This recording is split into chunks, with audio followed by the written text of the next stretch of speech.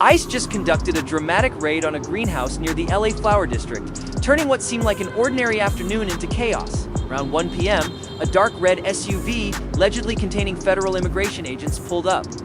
Witnesses in the area suspected the presence of ICE officials, and within moments, a crowd surrounded the vehicle, throwing objects at it. The SUV sped off, and panic erupted as people began to scatter. White smoke, likely tear gas, filled the street and parking lot. In a nearby flower shop, workers fled and hid in a refrigerator to escape what they believed was an immigration sweep. This intense moment reflects a harsh reality for many undocumented workers across the country. According to an immigration attorney, fear of sudden raids and detainment is an everyday burden for these individuals. While some argue that anyone in the country illegally should be detained, others point out the trauma and confusion these actions bring to entire communities. In this instance, it seemed the targeted individuals may have escaped, but the same couldn't be said for a subsequent raid. On Monday, near Joy Road and Liveroway in Detroit, ICE agents conducted another operation, this time targeting a Honduran national who had been deported twice before. Earlier that day, the man had allegedly fled ICE officers. His neighborhood was soon surrounded by armed agents. Tensions rose quickly. Activists from the Detroit People's Assembly reported that federal agents lost patience, broke down the door, and forcibly removed a family member from the home, as the suspect was placed in an unmarked vehicle. Activists say the van attempted to flee across a grassy field. That's when an independent protester intervened, trying to block the vehicle with his own truck. Though there was no collision, the situation escalated.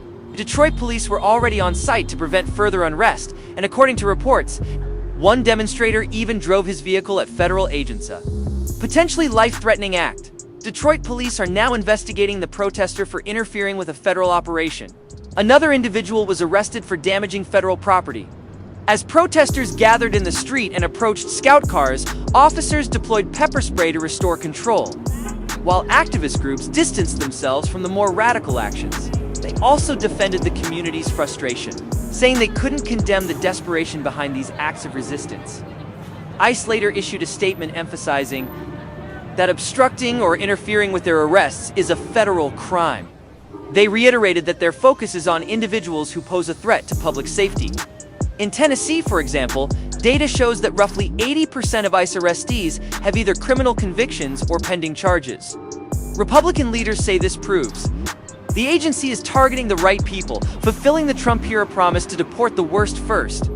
However, controversy flared after a particularly aggressive weekend sweep in South Nashville.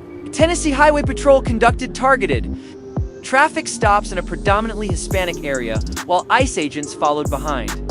Nearly 70% of those arrested that weekend had no criminal records. Civil rights advocates claim this is clear evidence of racial and ethnic profiling, a claim that some Republican lawmakers dismiss, arguing illegal presence alone justifies arrest. Some officials in SoCal cities are responding to the growing unrest and fear by canceling July 4th celebrations altogether. The reasoning: community safety? But critics see this as another example of cancel culture blaming America for enforcing its laws. Former California Senate leader Gloria Romero called out Democratic leaders in LA, accusing them of canceling patriotism in a place where, she says, anti-American sentiment runs deep. Meanwhile, federal agencies continue expanding detention infrastructure to accommodate the rising number of arrests. One such facility in Florida, complete with an airstrip and tent courtrooms, allows for quicker processing and deportations. Officials argue it's far more cost-efficient than housing undocumented migrants in New York hotels at $500 a night. The goal, they say, is to focus on criminals. But even law-level offenders, such as traffic violators, make up a large portion of detainees. The debate rages on. Activists argue ICE is enforcing inhumane and racially biased policies, while supporters claim the agency is simply upholding the law. Regardless of one's position, the reality remains anyone residing in the U.S. without legal permission has already committed at least 2 offenses: lawful entry and unlawful presence. So as protests unfold, beds fill up, and federal agents continue their work, one question lingers: are we canceling our values, or are we simply enforcing them? Let me know your thoughts, and thank you for watching.